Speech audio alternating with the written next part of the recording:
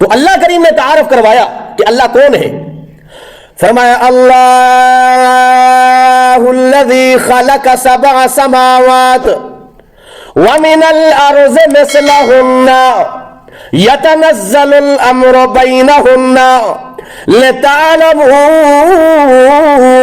ان الله على كل شيء قدير وان الله قد احاط بكل شيء علما. اللہ کی ذات وہ ہے، اللہ الذی، اللہ کی ذات وہ ہے، خلق سبع سماوات، جس نے 7 آسمان اللہ کریم نے ٹھہرائے، 7 آسمان اللہ کریم نے پیدا فرمائے. وَمِنَ الْأَرْضِ مِثْلَهُنَّ، اور اسی طرح 7 زمینیں اللہ کریم نے پیدا فرمائی ہیں. اللہ کس کے لیے، کیوں پیدا کیے اللہ، کیا مقصد تھا تمہارا؟ کسی ذات کے لیے، کسی انسان کے لیے، کسی جن کے لیے، انبیاء کے لیے پیدا فرمائی ہے. کیوں پیدا فرمائی اللہ؟ فرمایا لِتَعْلَمُوا أَنَّ اللَّهَ قَدْ أَحَاطَ بِكُلِّ شَيْءٍ عِلْمًا. فرمایا لِتَعْلَمُوا، تاکہ تم جان لو کہ ان اللہ عَلَى كُلِّ شَيْءٍ قَدِيرٌ، تاکہ تم جان لو کہ اللہ بڑی قدرت والا ہے، طاقت والا ہے. وَأَنَّ اللَّهَ قَدْ أَحَاطَ بِكُلِّ شَيْءٍ عِلْمًا، اور یہ بھی جان لو کہ اللہ ساری کائنات کا احاطہ کرنے والی ذات ہے. اللہ نے اپنی ملکیت، اپنی ربوبیت کو منوانے کے لیے کائنات کو بنایا. انسان کو اس لیے بنایا گیا، اور انسان کے آنے کا مقصد رب نے بیان کیا کہ وَمَا خَلَقْتُ الْجِنَّ وَالْإِنسَ إِلَّا لِيَعْبُدُونَ، کہ جنوں اور انسانوں کو صرف اپنی عبادت کے لیے پیدا فرمایا گیا، صرف اپنی عبادت کے لیے. گویا اللہ اپنی وحدانیت کو منوانے کے لیے کائنات کو بنا رہے ہیں.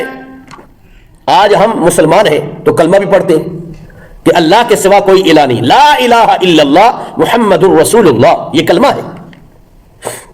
اللہ کے علاوہ کوئی الہ نہیں ہے، کوئی حاجت روا نہیں، کوئی مشکل کشا نہیں، کوئی بگڑیوں کو بنانے والا نہیں. یہ رب نے منوایا. یہ اقرار کرے گا تو اسلام کے دائرے کے اندر آتا ہے.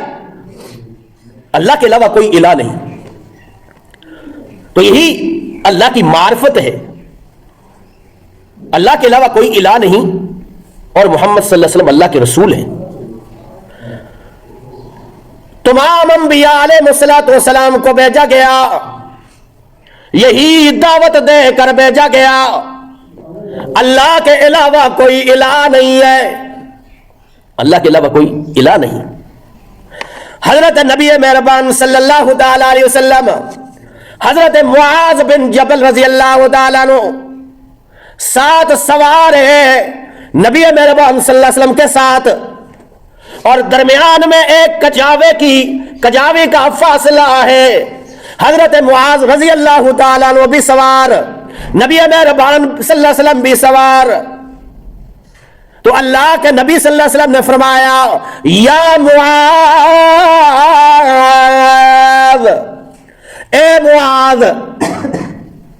حضرت معاذ بن جبل رضی اللہ تعالیٰ عنہ فوراً کہنے لگے لبیک یا رسول اللہ، میں حاضر ہوں اللہ کے نبی، حکم. نبی مہربان صلی اللہ علیہ وسلم خاموش ہو گئے. تھوڑی دیر گزری، پھر فرمایا یا معاذ، اے معاذ. پھر فرمانے لگے لبیک یا رسول اللہ، جی اللہ کے نبی میں حاضر. پھر خاموش ہو گئے. تیسری مرتبہ پھر فرمایا یا معاذ، اے معاذ. معاذ بن جبل فرماتے ہیں میں نے کہا لبیک یا رسول اللہ، میں حاضر ہوں اللہ کے نبی. گویا اللہ کے نبی صلی اللہ تعالی وسلم بڑی اہم بات کر رہے تھے، بڑی اہم بات کر رہے تھے حضرت معاذ بن جبل رضی اللہ تعالیٰ سے. بڑی اہم بات.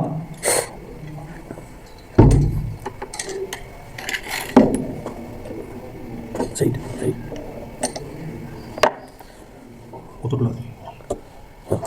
ٹھیک ٹھیک لائن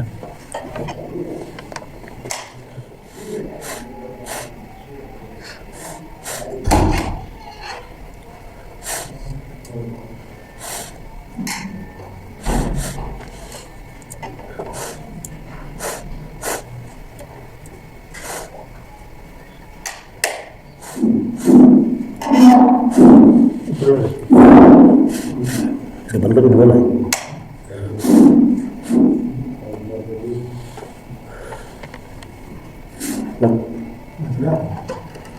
تو نبی مہربان صلی اللہ تعالی علیہ وسلم حضرت معاذ بن جبل رضی اللہ تعالی عنہ سے بڑی اہم بات کر رہے ہیں.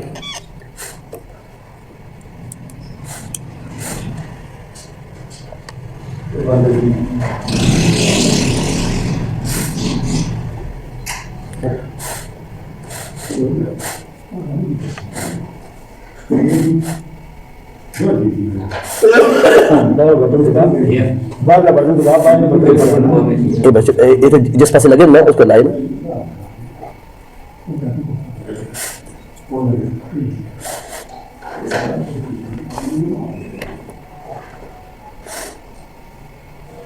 یہ بڑی مشین ہے اللہ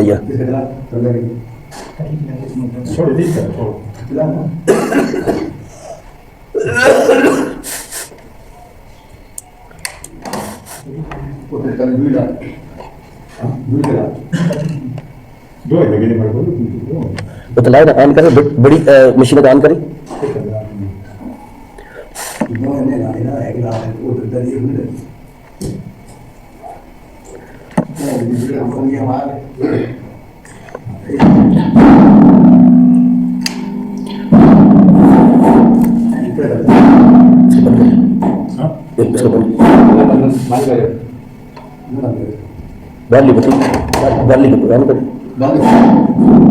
ٹھیک.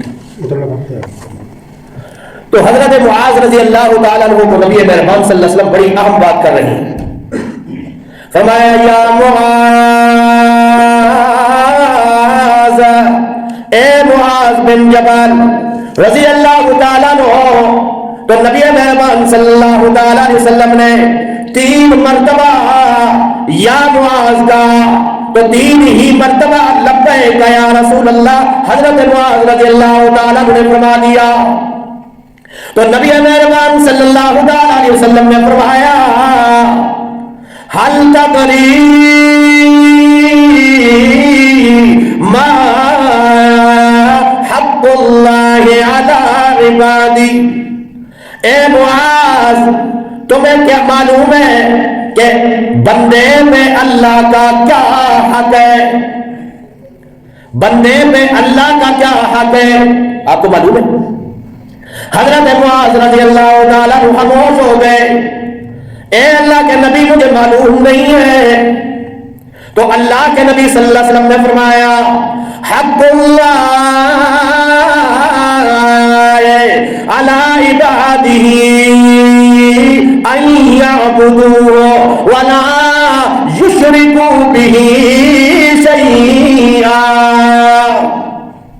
فرمایا بندے میں اللہ کا حق یہ ہے کہ اللہ کے علاوہ کسی کی عبادت نہ کی جائے، اللہ کے علاوہ کسی کی عبادت نہ کی جائے، اور اللہ کے علاوہ کسی کا شریک بھی نہ ٹھہرایا جائے اللہ کی ذات اور صفات میں. کچھ دیر گزری نبی مہربان صلی اللہ علیہ وسلم خاموش ہو گئے. یہ الفاظ مقدسہ کہنے کے بعد کہ بندے پہ حق اللہ کا یہ ہے کہ اللہ کی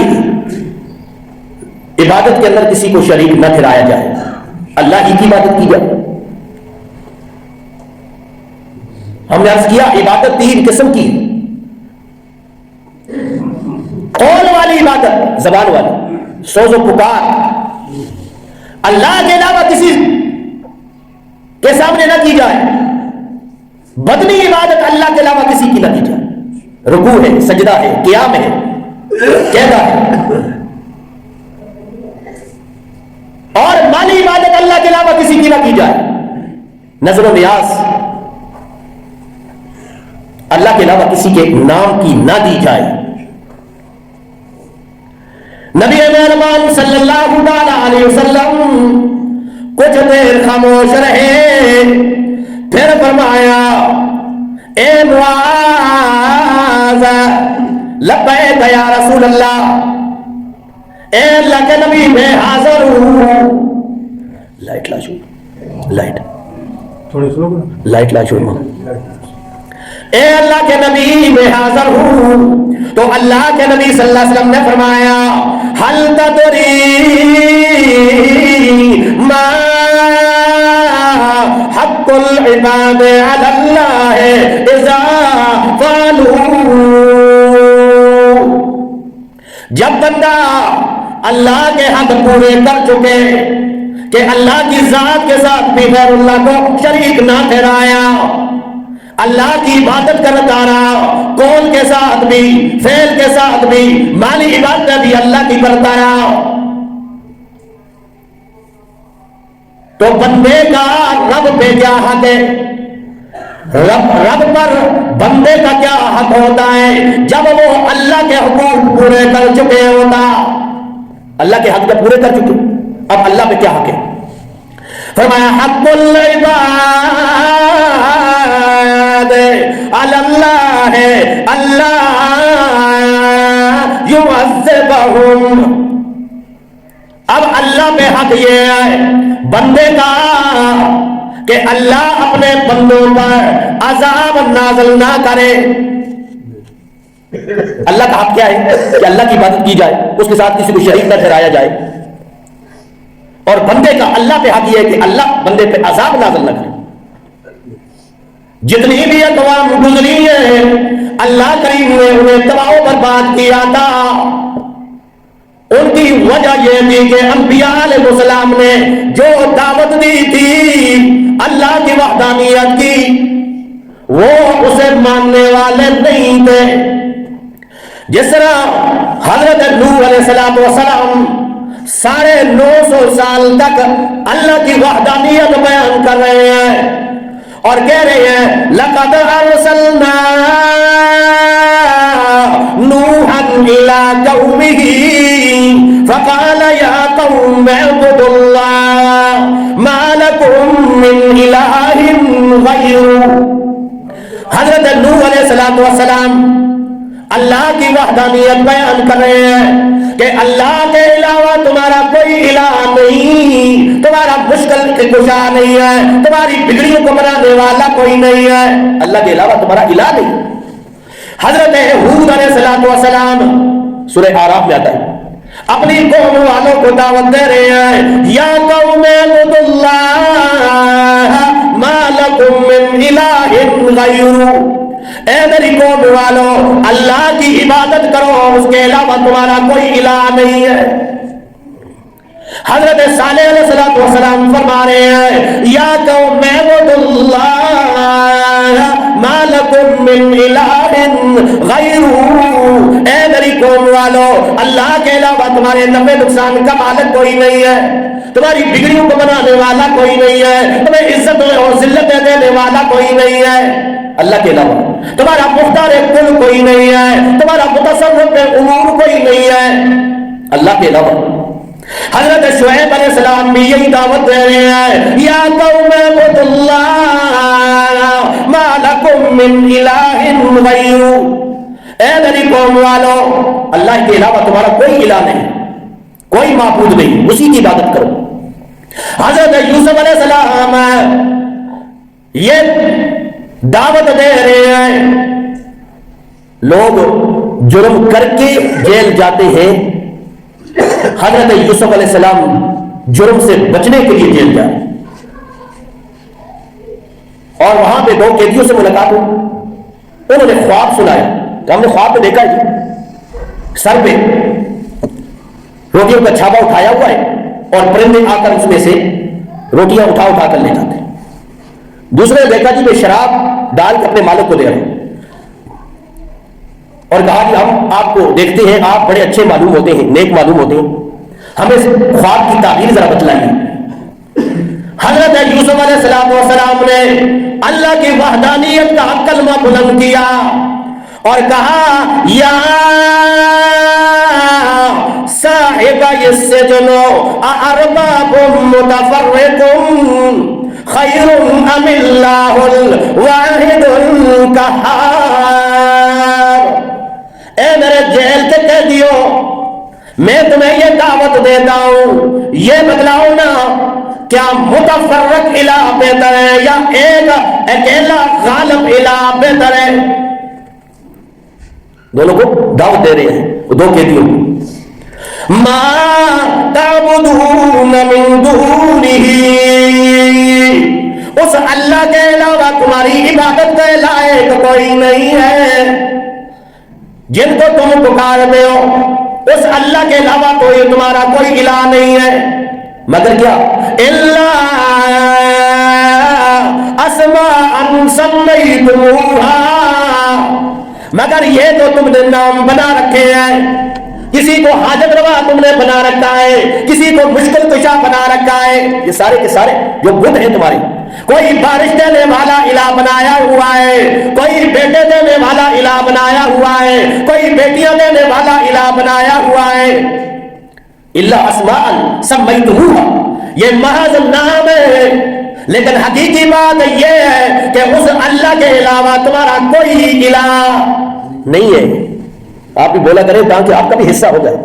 उस अल्लाह के अलावा तुम्हारा इलाह कोई नहीं है। इसलिए तो हम कहते हैं ना, हमारा कलमा देखे ना, ला इलाहा इल्लल्लाह। सबसे पहले अल्लाह ने बादल इलाहों की तरदीद की है, नफी बयान की है, नफी बयान की है। फिर इस बात है, ला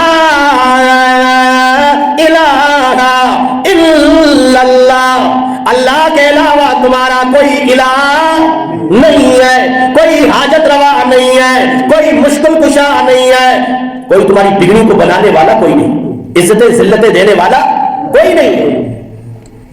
सहाबाए किराम ने अपनी गर्दनें कटवा दी इसी अकीदे पे।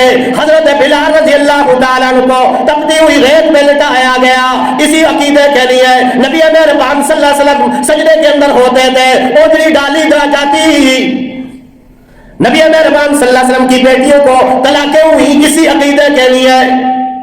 इलाके से वतन कर दिया गया इसी अकीदे के लिए।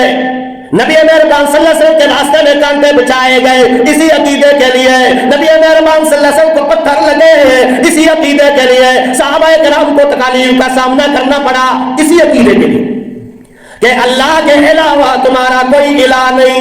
वरना रब को वो भी मानते थे, अल्लाह को वो भी मानते थे कि अल्लाह है, लेकिन वो कहते थे कि ये जो है ना, ये अल्लाह हमारी सुनता नहीं है और इनकी मोड़ता नहीं है, हमारे इनके सामने और इनकी आगे अल्लाह के सामने।